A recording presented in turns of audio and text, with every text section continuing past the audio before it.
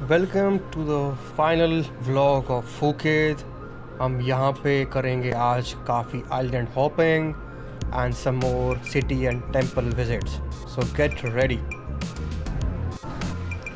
तो ये जो आइलैंड टूर होता है आपका, इसको आप किसी भी माध्यम से बुक कर सकते हैं। ऑनलाइन वेबसाइट से भी बुक कर सकते हैं और फिज़िकली किसी भी वहाँ पे जो टूरिस्ट शॉप्स होती है वहाँ भी बुक कर सकते हैं। In all honesty physical shops से काफ़ी सस्ता पड़ता है, बट मैंने ऑनलाइन बुक कर लिया था फॉर कन्वीनियंस से। तो ये एक्टिविटी आपके पूरे दिन की होती है, 6 से 7 घंटे लगते हैं इस पूरी एक्टिविटी में आपके। और इसमें आपके थाईलैंड के जो सबसे मोस्ट ब्यूटीफुल आइलैंड्स हैं, या वर्ल्ड के भी कह सकते हैं, जो सबसे वर्ल्ड के मोस्ट ब्यूटीफुल टॉप 5 आइलैंड्स में आते हैं, वहाँ पे ये आपको ले जाएंगे, लंच करवाएंगे, स्नॉर्कलिंग करवाएंगे और काफ़ी अच्छा ये आपका टूर पैकेज होता है। तो आगे बढ़ते हैं और स्टार्ट करते हैं हमारा अब ये पैकेज।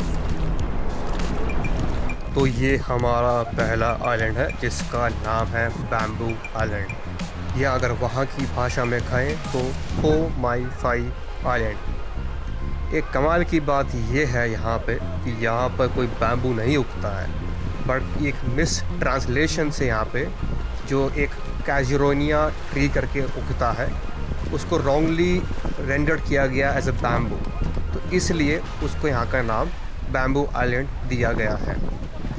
काफ़ी बड़ा आइलैंड है ये, 5 किलोमीटर का इसका डायमीटर है और यहाँ पे चलने के लिए काफ़ी ब्यूटीफुल बीचेस, रॉक फॉर्मेशंस और यहाँ की फ्लोरा और फौना आपको दिखेगी। तो ये भी यहाँ के सबसे खूबसूरत आइलैंड्स और आइलैंड के जो एरियाज़ में आता है।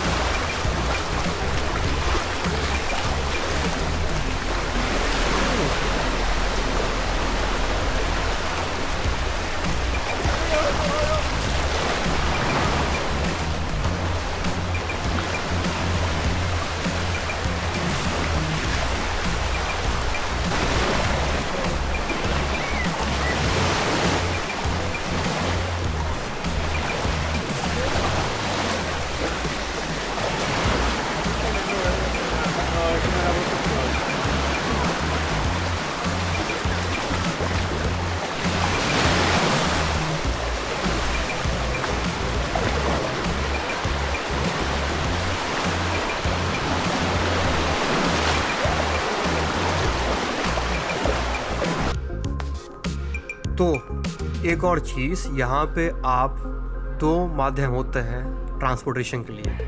या तो आप ये एक बड़ी सी जो बोट जिसमें मैं बैठा हूँ, जिसमें करीब 50 से 60 लोग होते हैं, ये तो आप ये ले सकते हैं।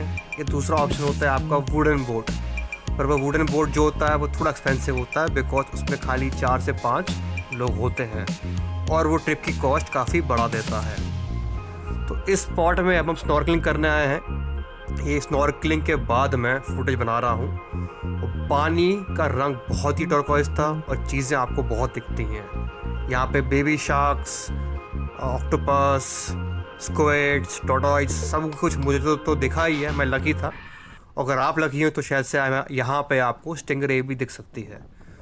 तो अनेक प्रकार के यहाँ पे आपको सी के एनिमल्स एंड फिशेस मिलती हैं और पानी इतना साफ़ है कि आपको आराम से दिखने में कोई दिक्कत भी नहीं होती है। ये अब यहाँ पे आए हैं जिसका नाम है लोसामा बे और फिले बे। ये बेसिकली वर्ल्ड के सबसे ब्यूटीफुल लगून एरियाज़ में से एक हैं, जो पार्ट ऑफ थाईलैंड्स कराबी प्रोविंस के में आते हैं। They are only accessible by boat और बहुत नैरो एंट्रेंस होती है यहाँ पे।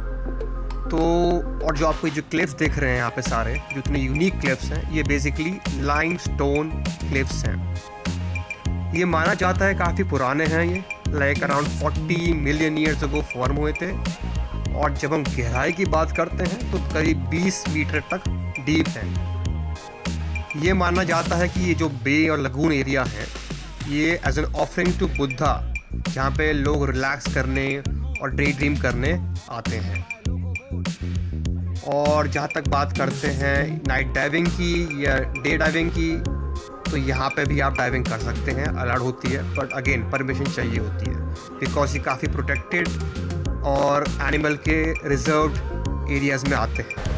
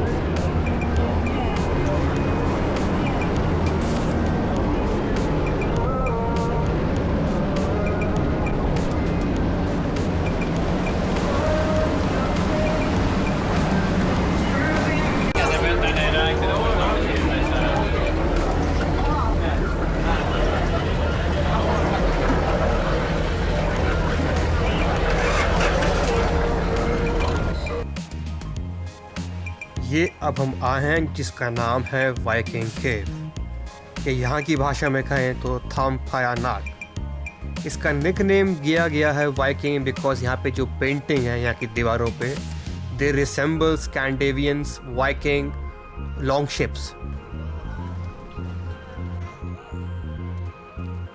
और अब आए हैं हम अपनी इस आइलैंड हॉपिंग की डे ट्रिप का सबसे खूबसूरत जगह जिसका नाम है माया बे। तो ये हमारा एक डॉकिंग स्टेशन है और बहुत ही यहाँ पे ज़्यादा मूवमेंट है, तो काफ़ी दिक्कत होती है यहाँ पे बोट्स को यहाँ पे डॉक करने के लिए बिकॉज बहुत ही ज़्यादा मूवमेंट होता है यहाँ के पानी में। तो बड़ी मुश्किल से उतरना पड़ता है और यहाँ पे आपको लैंड करना पड़ता है और एंट्री होती है। तो ये उस बे में जाने के लिए जो माया बे है जहाँ पे लियोनार्डो डा विंची की लियोनार्डो डिकैप्रियो की शूटिंग हुई थी पिक्चर की द बीच करके आई थी 1987 में।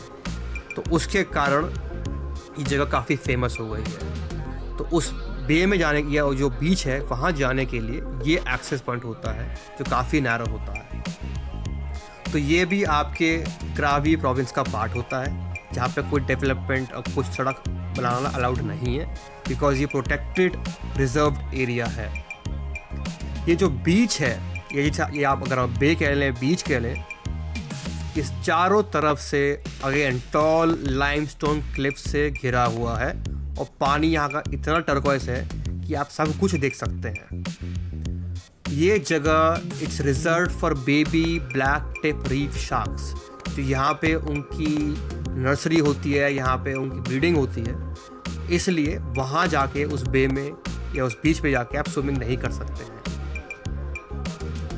उस बीच के माना जाता है कि जो सैंड वाइट जो वहाँ का बीच का जहाँ पे आप चलते हैं, it's very pure as sand white as snow. तो ऐसा लगता है कि आपकी टांगें हील हो रही हैं। मुझे तो ऐसा महसूस बिल्कुल हुआ, क्योंकि मैं जितने ज़्यादा अलग डजन्स ऑफ बीचेस में गया हूँ वहाँ पे मैं, तो कहीं मैं पैर कट रहा है, कहीं पे दिक्कत हो रही है, तो यहाँ की बहुत हीलिंग और बहुत अच्छा लगा इस बीच पे मुझे जाके।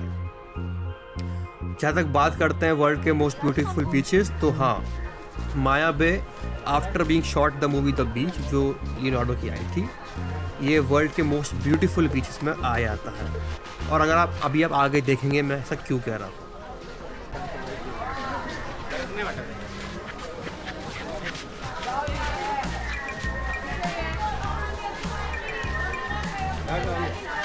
我估计你俩没问题了，在这吃完药消化掉，然后再上场。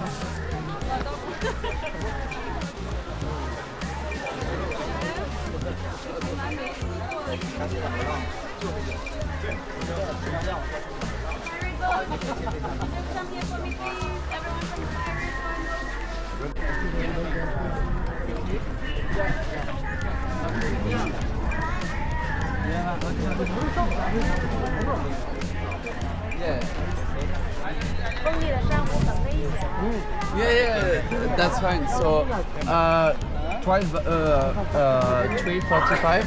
We want to go back. We want to go to Monkey Beach and swim. Okay? Let's go. Thank you.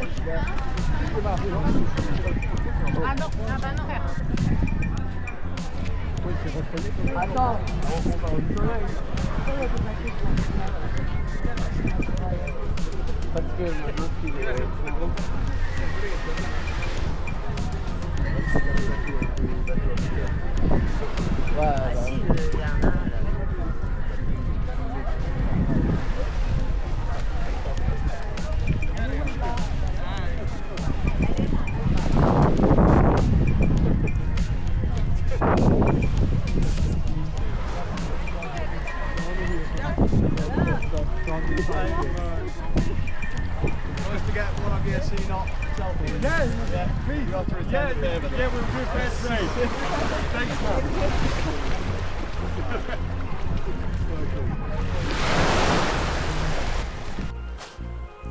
आपने काफ़ी वायरल वीडियो देखी होंगी जहाँ पे यहाँ पे लोग पानी में घुस जाते हैं, फिर उनकी पिटाई हो जाती है या पुलिस वाले पकड़ के ले जाते हैं।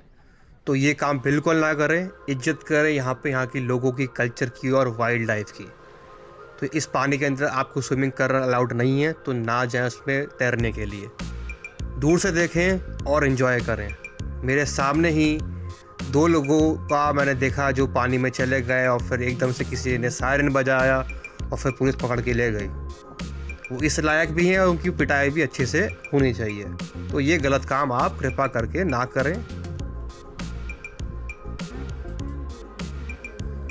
अब आए हैं हम नेक्स्ट फेज़ में।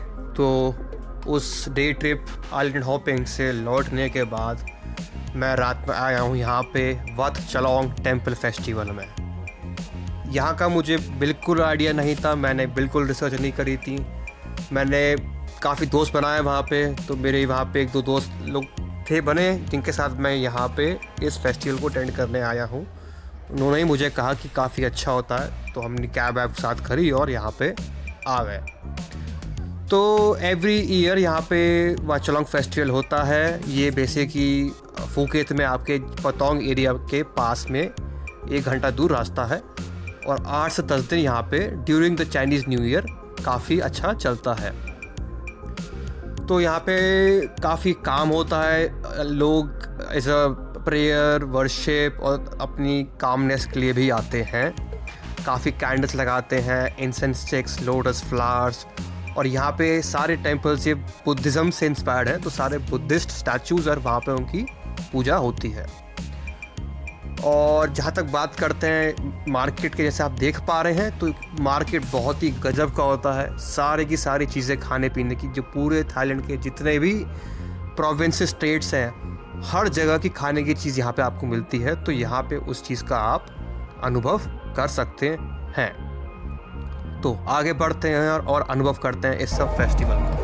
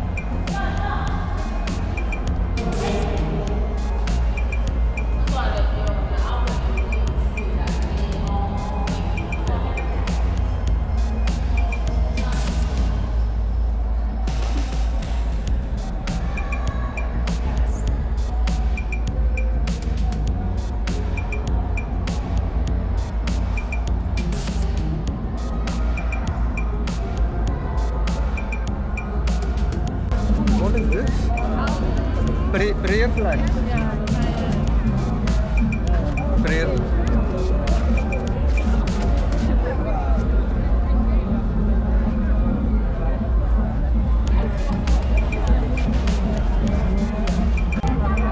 You want photo?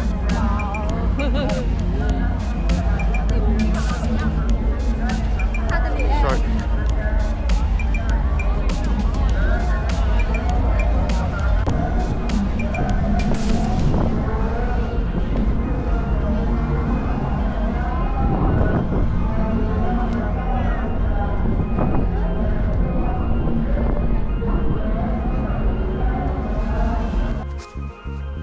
तो ये यहाँ का सबसे मान्यता वाला टेंपल है जहाँ पे 3 गोल्डन मॉन्क स्टैचूज हैं इस वॉट चलोंग टेंपल एरिया में। तो ये जो 3 गोल्डन स्टैचूज हैं दे वर ऑल फॉर्मर एबॉट्स। ये 3 मोस्ट रिवर्ड फिगर्स, ये पर्सनैलिटीज़ कह लीजिए आप फोकेत की हिस्ट्री में। तो बेसिकली ये रिनाउंड हीलर थे जो उन लोगों की मदद करते थे जो काफ़ी लोग बीमार होते थे। तो पूरे थाईलैंड से यहाँ पे लोग आते थे इनकी मदद मांगने और ये काफ़ी हद तक हेल्प कर भी पाते थे और काफ़ी लोगों को इन्होंने ठीक भी किया। तो ये जो ट्रेडिशन चलता आ रहा है, जिसे आप ये गोल्डन 3 स्टैचू देख रहे हैं, यहाँ पे लिटरली गोल्ड की लीफ लगाते हैं और पिछले 200 सालों तक ये चलता आ रहा है।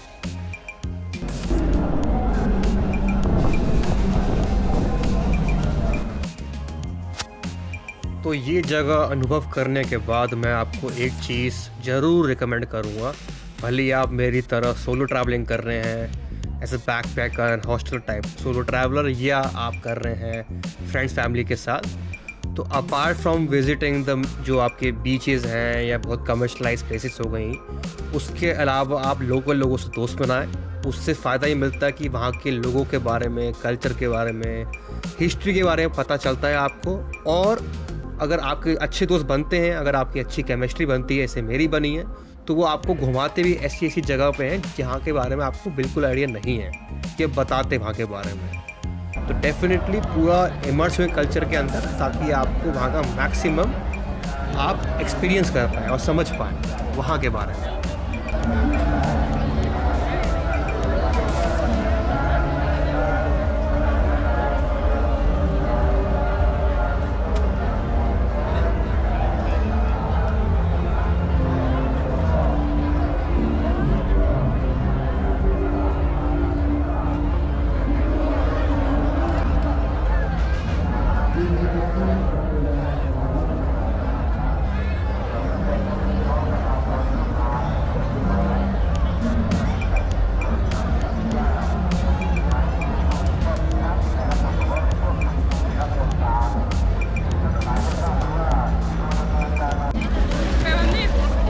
Oh.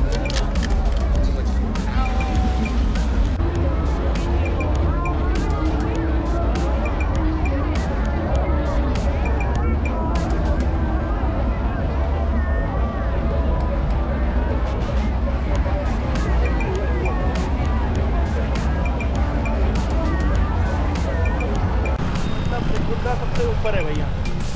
कल गया था ना, पूरा कुछ भी नहीं था, पता नहीं था कितना नीचे हो।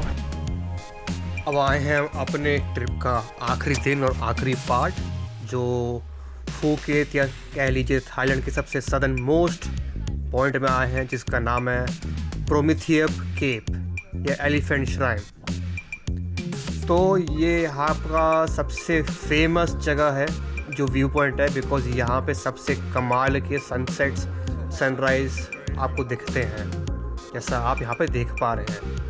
इसके अलावा यहाँ पे एक और बहुत कमाल की बात है कि जैसे शाम ढलती है, आपको तमाम क्रूज शिप्स और सी वेसल्स लौटते हुए नज़र आते हैं विद डिफरेंट लाइट्स।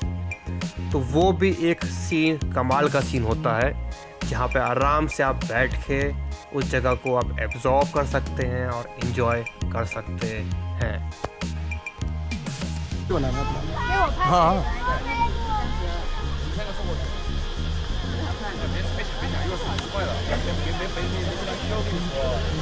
इसका वेट कर रहा था मैं एक्चुअली, क्योंकि सनसेट के बाद ना ये गोल्ड ये होता है। गोल्डन पूरा एकदम से स्प्रेड हो गया पूरा। जो सन अभी गया ना उसको स्प्रेड कर दिया पूरा ना। ये देखो यार, मस्त हो गया। ब्यूटीफुल, क्रेजी हुआ है मतलब।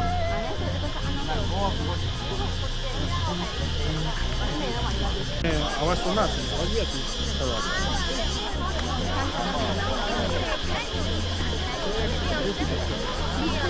देखो बहुत सारे ग्रीन ग्रीन हो गए, सब वो यॉट ही दे दिया। देख लो सब यॉट थे।